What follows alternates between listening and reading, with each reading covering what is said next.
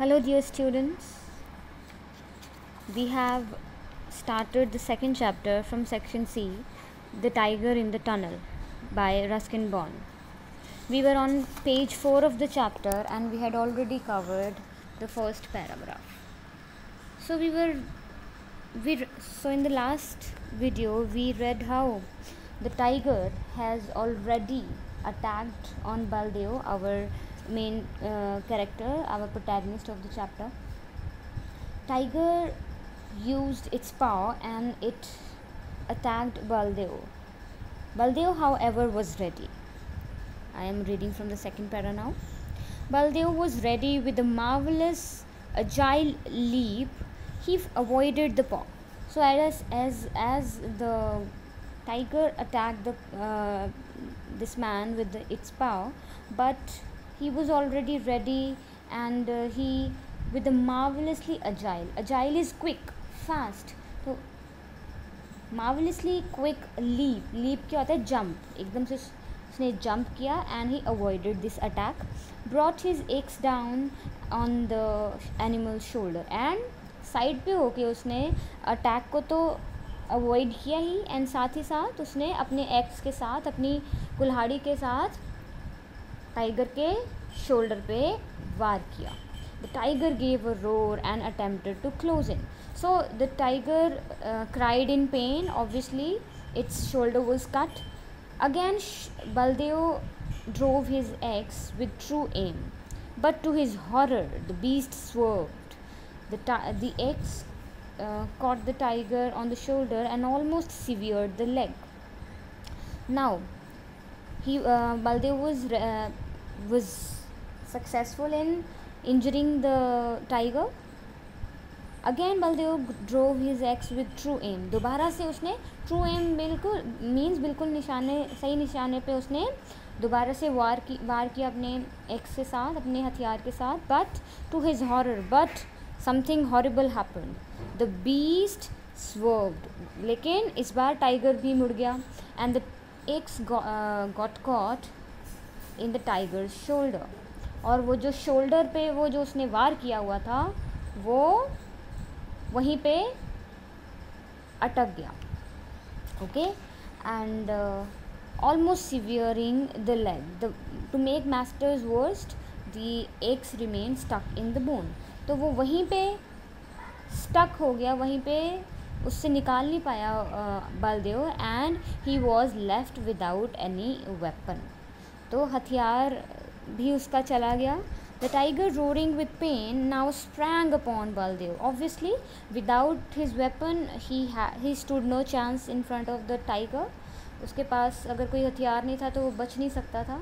तो roaring with pain, बहुत ज़्यादा बुरी तरह से इंजर्ड था टाइगर भी, but it sprang upon Baldev. तो उसने छलांग लगा दी बलदेव के ऊपर, bringing him down, उसके ऊपर आ गया, and tearing his body, broken body, and tore his body apart. tear होता है चीर फाड़ देना, उसको कट कर देना. तो it was all over in a few minutes. जाहिर सी बात है, जैसे मैंने बोला, he stood no chance in front of a wild beast without any arms, any weapon. So within few minutes the tiger killed Baldev, and then there was blackness and night closed in on him forever. So ये रात बलदेव की ज़िंदगी की आखिरी रात थी, and he was dead now. The tiger drew off and sat down, licking his wounded leg, roaring every now and then with agony. He did not notice the faint rumble that shook the earth. अब tiger drew of, अब tiger जो है वो वहाँ पे बैठ गया railway line के पास ही, लिकिंग हिज वुंडेड लेग, क्योंकि उसके शोल्डर और उसकी लेग पे बहुत गहरा घाव था, तो वो लिक कर रहा था जैसे कि एनिमल्स करते हैं. Roaring every now and then, अभी थोड़ी देर बाद बीच बीच में वो एगनी होता है, एक्सट्रीम पेन, अनबियरेबल पेन. तो वो उसको बहुत गहरा दर्द हो रहा था, तो वो चिल्ला रहा था. ही वॉज रोरिंग, दहाड़ रहा था. डिड नॉट नोटिस द फेंट रंबल होता है थंडर, जो ट्रेन के आने पे गड़गड़ाती है ज़मीन. तो उसने बहुत दूर से आ रही थी थोड़ा, तो ट्रेन, तो उसको हर जो ज़मीन की जो वाइब्रेशन थी, जो थंडर था, वो उसको नोटिस नहीं कर पाया उस पेन में। एंड दूर से आ रही थी वो ट्रेन, जिसको बलदेव एक्सपेक्ट कर ही रहा था। The overland mail was approaching. Through the trees beyond the cutting, as the train advanced, the glow of the furnace could be seen. तो ट्रेन जो है वो आ गई थी, जिसका इंतज़ार था बलदेव को भी। थोड़ी लेट हो गई थी वो, और उसी 5-10 मिनट में ये सब हो गया था। The glow of the furnace could be seen. Furnace होता है भट्टी, तो वो जो ट्रेन का जो फ्रंट पार्ट है उसको देखा जा सकता था। And the showers of sparks fail like Diwali lights over the forest. तो उसमें से चिंगारियाँ निकल रही हैं उसके इंजन से, तो वो बहुत तेज़ी से आगे आ रही थी टनल की तरफ। As the train entered the cutting, the engine whistled once again, loud and piercingly. बिल्कुल पास आ गई कटिंग के, उस टर्न के बिल्कुल पास आ गई train, and the engine was whistling piercingly. Piercing means कि कानों को बहरा ही कर दे, इतनी ज़्यादा तेज़, इतनी लाउड वॉइस थी, इतना लाउड नॉइस था उसका। The tiger raised his head. तो एकदम से टाइगर को रियलाइज़ हुआ, वो बिल्कुल उस रेलवे लाइन के पास ही बैठा हुआ था, टनल के सामने जहाँ पे उसने बलदेव को मार दिया था। Then slowly got to his feet. तो जैसे ही उसने रियलाइज़ किया कि ट्रेन उसकी तरफ आ रही है, तो स्लोली उसने अपना पाँव नीचे रखा। लेकिन एक तो वो वुंडेड था, घायल था, तो जाहिर है वो भाग नहीं सकता था। दूसरा, he found himself trapped like the man. Flight along the cutting was impossible. अब वो इतना तो तेज़ नहीं भाग सकता था कि वो कटिंग में से भाग जाए ट्रेन के उसके पास आने से पहले, तो वो टनल और कटिंग उसके बीच में फंस गया। He entered the tunnel. तो जाहिर सी बात है, उसको टनल के अंदर ही भागना पड़ा।